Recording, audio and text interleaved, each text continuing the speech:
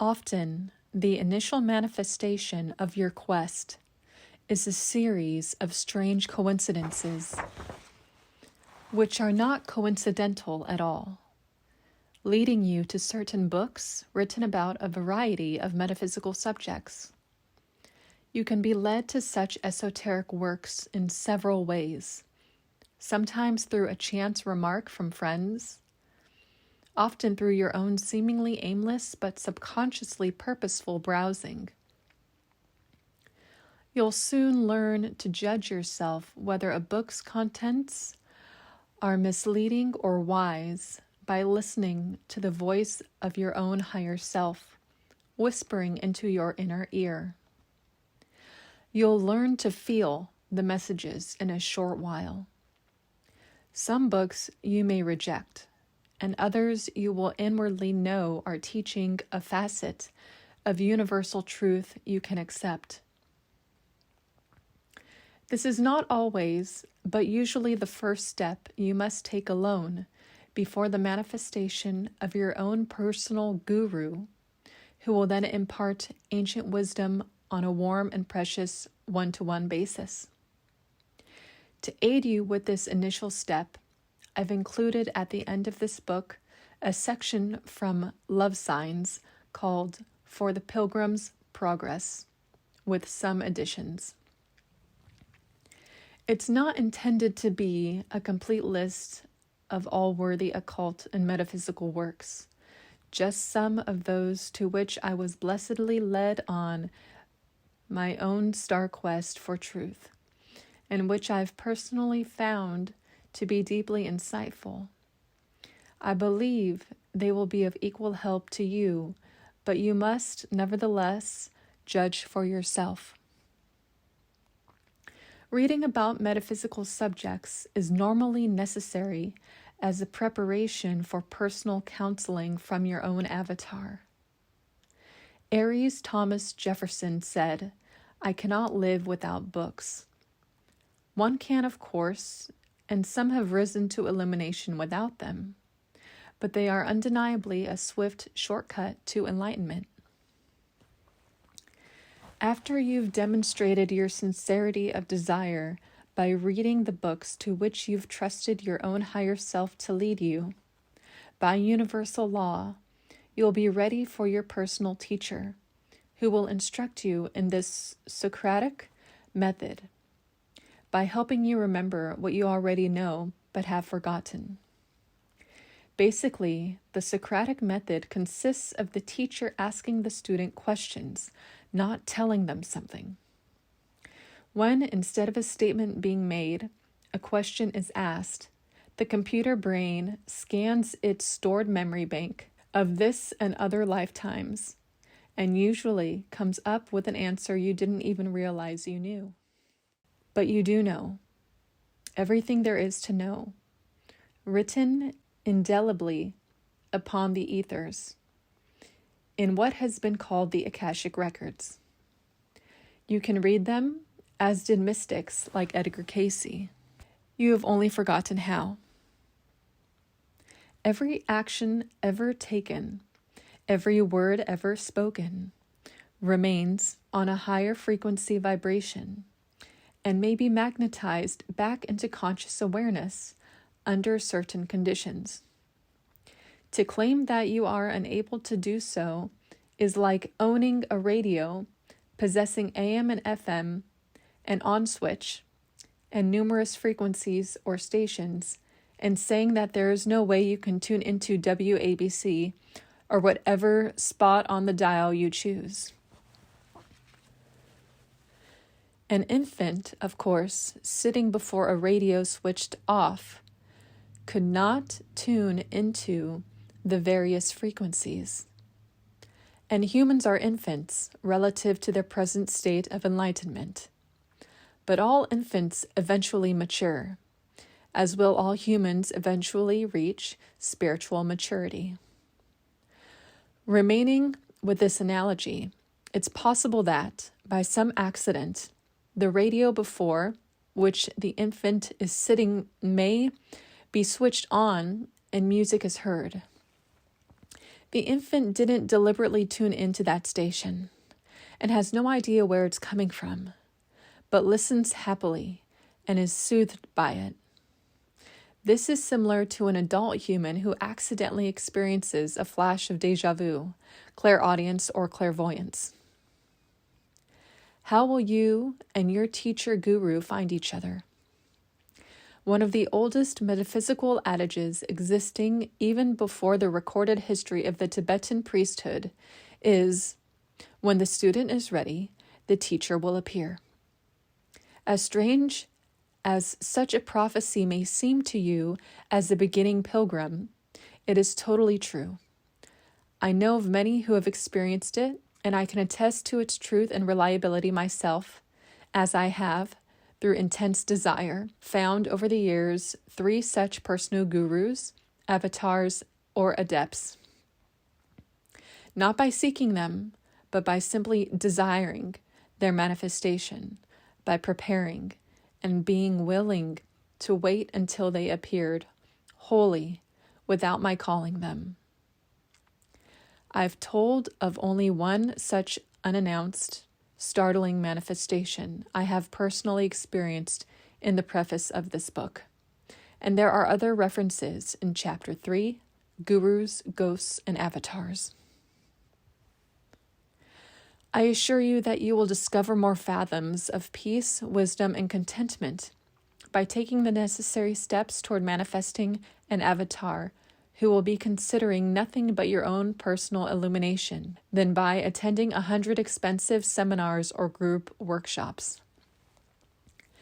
And no money will change hands. All true enlightenment and every final mystical initiation must occur, not in groups, but in a close relationship between teacher and student, when the student is ready. No, these will not be spirit guides from another world, but quite tangible flesh and blood people, some even possessing a minor flaw or two to keep their molecules together while present on an earth vibrating with such negative energy forces as currently.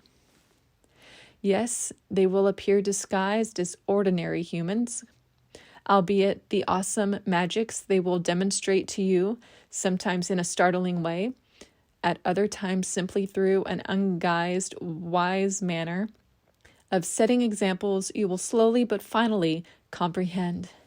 And so, the safest and purest way to learn the esoteric mysteries is to properly prepare yourself in the manner I've described for the manifestation and certain appearance of a very personal teacher, who will lead you into a comprehension of what you think of as magic, but which is only a higher level of what you think of as reality. Remember that meta is a Greek word meaning beyond. Therefore, metaphysics is simply beyond physics. Beyond the fiction of fact lies truth. Neither should you blindly accept, on your quest for truth, the validity of the star sign codes of the universe I offer in this book, until you have practiced and carefully tested each one so that you can decide for yourself rather than take my word for it. Mystical knowledge is power, and power will always tend to corrupt. Spiritual wisdom is the priceless key of those who earnestly desire to help others, as well as to attain personal joy and happiness, and is equally the dangerous master of those who wish to control others, who seek only personal benefit. When used with unselfish motive, there is no end to the wonders such knowledge can materialize. But if used for selfish purpose, it will inevitably boomerang back upon the user all manner of tragedies and disasters. This is one of the great laws of the universe, which cannot be broken. It is inflexible, unswerving, and eternally undefeated. Esoteric mysteries must be approached cautiously, with reverence and compassion, with a genuine desire to use their magics to end the world's suffering, to relieve the pain of individuals, and to bring happiness to friends and strangers alike. Yes, and also to enemies, even especially to these. Then it will follow that joy and happiness will likewise descend upon its user in abundance. Endless miracles will manifest when love and peace rule in the heart of the one who has mastered the arts and sciences of ancient wisdom with goodwill and loving intent. There is no more effective resolve to follow in these, and in all other matters, than the affirmation of Francesco Bernardone of Assisi, spoken aloud and sincerely meant each new morning of each day. Lord, make me an instrument of your peace. Where there is hatred, let me show love. Where there is injury, let me give pardon. Where there is doubt, let me have faith. Where there is darkness, let me spread light. Where there is sadness, help me find joy. Grant that I may not so much seek to be understood as to understand, to be loved as to love. Then miracle shall follow miracle, and wonders shall never cease. The intention of this book is to reveal, among several other metaphysical codes, a key to wisdom previously comprehended by only a few initiated masters, a secret hidden for centuries in plain sight, the safest place to hide the sacred and unsuspected by the mundane intellect, long blinded to the simplicity of truth. I've christened this enlightenment lexigrams, a method of acquiring astonishing insights into a person or a thing by using the letters of the name, title, or phrase in a certain way.